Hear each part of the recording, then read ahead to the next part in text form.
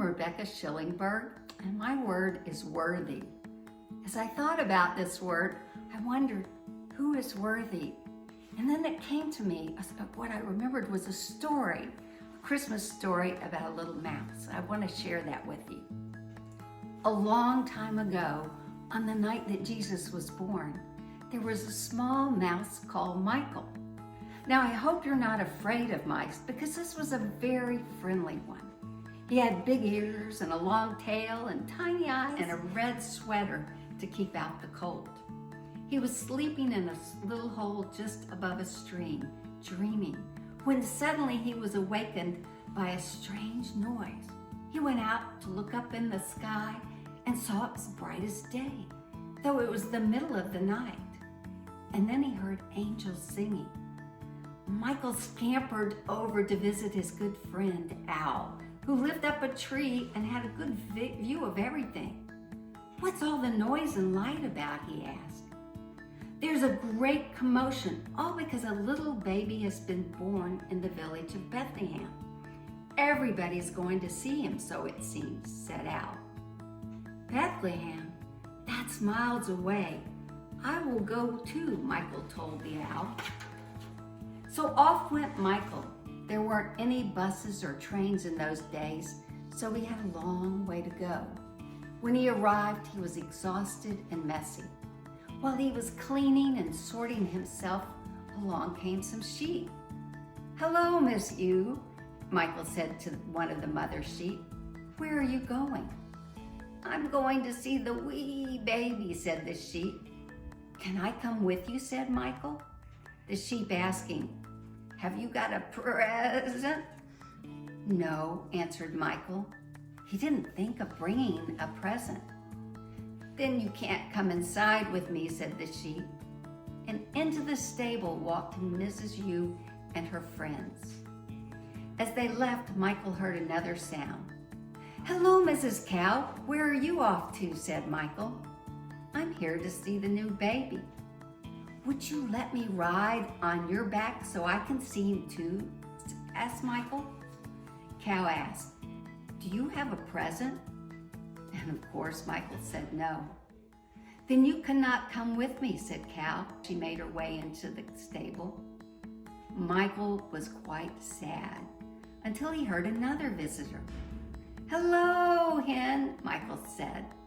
"Mrs. Hen to you, my son," said Hen. Michael said, "I'm here to see the baby. Can we go in together?" "Do you have a present for the baby?" asked Hen. "No, I don't," said Michael with a sigh. "Well, you can't come in with me," said Hen as she walked into the stable.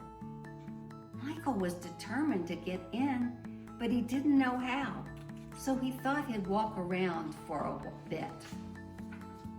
Eventually, he found himself right outside the stable door.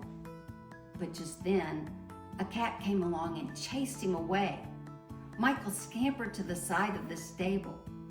Puffing and panting, he began to cry. He wondered if he was worthy. A big tear dribbled down to the end of his little nose and onto his red sweater. He was so sad. I don't know what it was, but something made him look up. And when he did, he saw a little ray of light about the size of a dime. There was a little hole in the stable wall.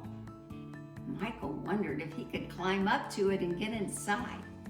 As he climbed higher and higher, the wind got louder and louder. It almost blew him off the wall.